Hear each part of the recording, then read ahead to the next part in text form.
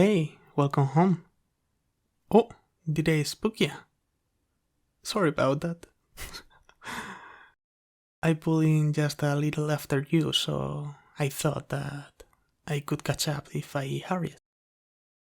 Not my fault that you are that easily spooked. Whoa, hey! I thought we agreed in no violence in this household. Whoa, okay. Truce. You're a mean one. Uh-huh, nasty. Hey, put that hand down. Don't think I didn't see that. Well, I was supposed to get home earlier, but Mr. Davis, that old crone living a few houses down? Yeah, that one. She asked if I could run some errands for her while I'm out, so I did. Nah, I still think she is an unpleasant old pran. Don't get me wrong. But you know me, I've always found it hard to say no to people. At any rate, she's not going to be a problem anymore, so there is that. Yeah, she mentioned something about moving up north with her daughter. Winter's been getting a bit much for her here these days. She never told you that? That's odd. She would have been talking my ear off this entire afternoon. Never thought I could see the day where she would pass up the chance to gossip. So I'm sure if you stop by, she will gladly tell you about that in great detail. Or you should have seen the look on your face when I said that. Priceless. Now, how about you go freshen up? I can get dinner started while you do. You sure? I know it's your turn to do it tonight, but you've had a long day and all. I can get it done instead. Alright, tell you what, how about this? We can both get dinner done tonight. It will be a lot faster that way. Besides, it's been a while since we've last made anything together, so this should be fun. You can be my sauce chef. Okay, you have a point. We are equally bad. So, what are you thinking? Chicken? Fish? Pasta? Yeah, I can do pasta. I'll get the ingredients. Yeah, ingredients? Hey, don't laugh at me. It's been a long day, okay? Sure, like you never misspoke once in your life. Oh, it's okay, I got it. What else do you want to add into it? Mushrooms? Yeah, okay, I'll get that too.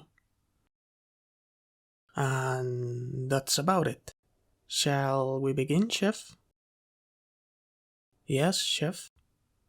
I'm ready too, chef.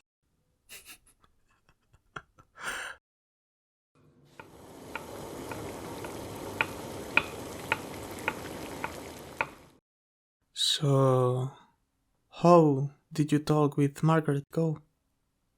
We still on for Saturday? Yeah, that makes sense. Sorta figured that you couldn't be able to get away, considering how work's been so hectic for you lately.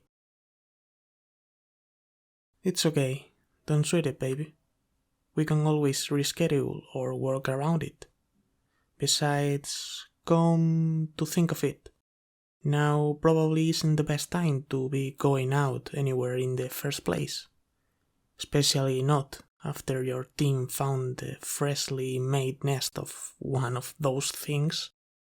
It's crazy to think about how quickly those monsters manage to get past defenses and integrate themselves among us. Oh, management had a field day with it, I'll tell you that. So much time spent covering everything up and not enough spent on actually catching those buggers. It's ridiculous. At least they made it a point to install panic buttons in everyone's homes. I mean, with us living way out here, help would still take a while to arrive, but this will get it through faster.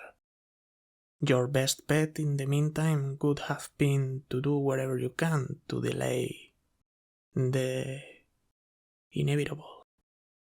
Which is why you were so keen on continuing this little charade of ours, isn't it? Hoping that I wouldn't catch on to your attempt to signal for help if you just pretended to be unaware.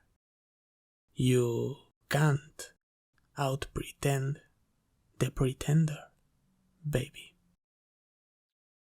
You should have learned that by now.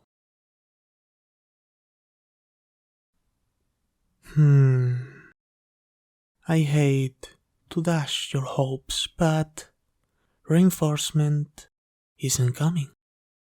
The panic button in our home has long since been tampered with after all. Oh, and I wouldn't bother screaming either. You'll just attract the others, and I think I would like to keep this neighborhood to myself for a while. Thank you very much.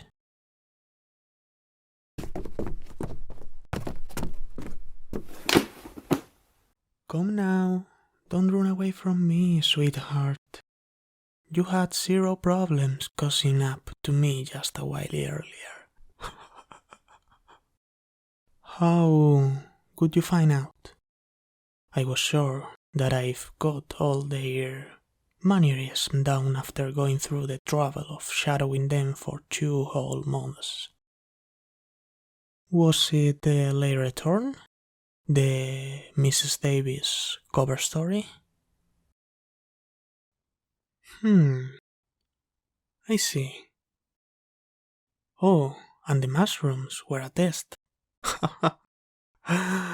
Of course, the thing that could catch me out, the one thing that could catch me out, could be the damn mushrooms.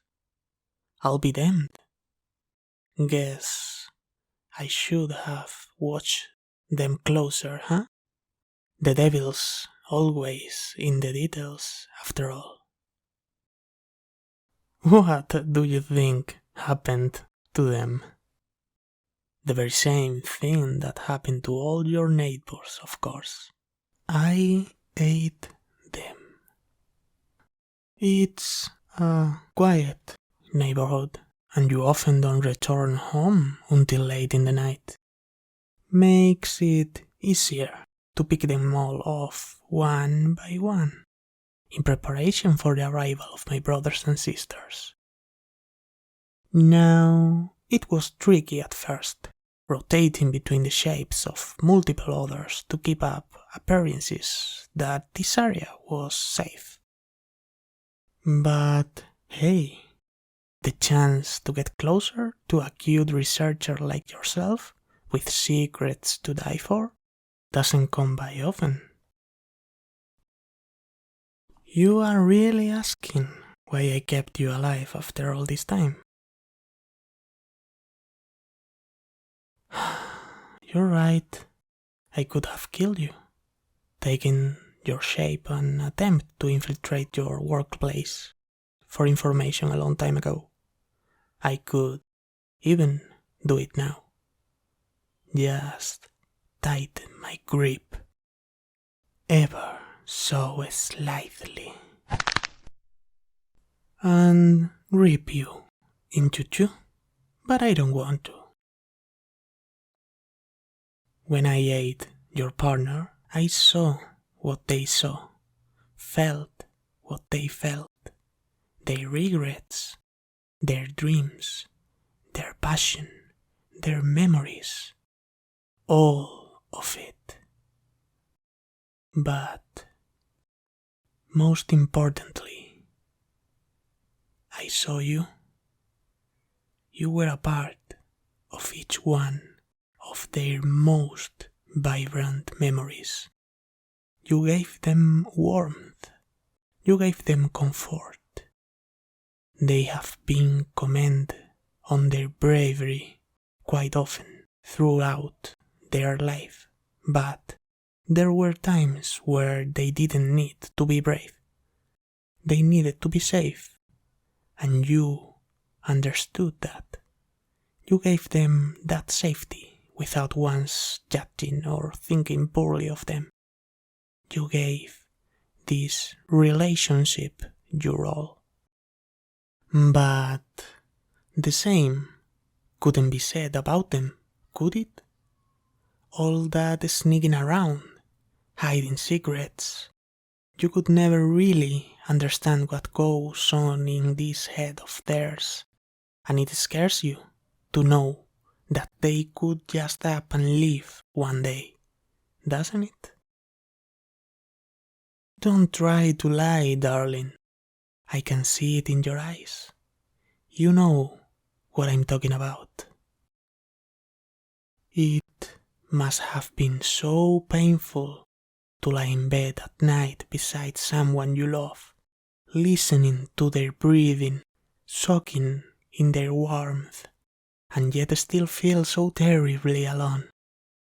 And after some point, you don't even know if you are staying because you love them, or if you are just afraid of losing everything you fought so hard for.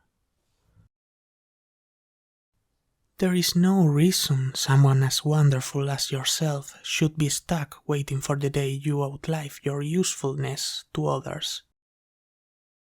There's no reason you should be stuck questioning if it's you they love or if they just love the false idea of you being able to fix them. I'll be honest, when I first got here, I shadowed the both of you, so that I could get in on the organization plans to hunt my people down. But the closer I got to you, the more I thought, why shouldn't I be looking for more? You are interesting. You are intelligent and you deserve better.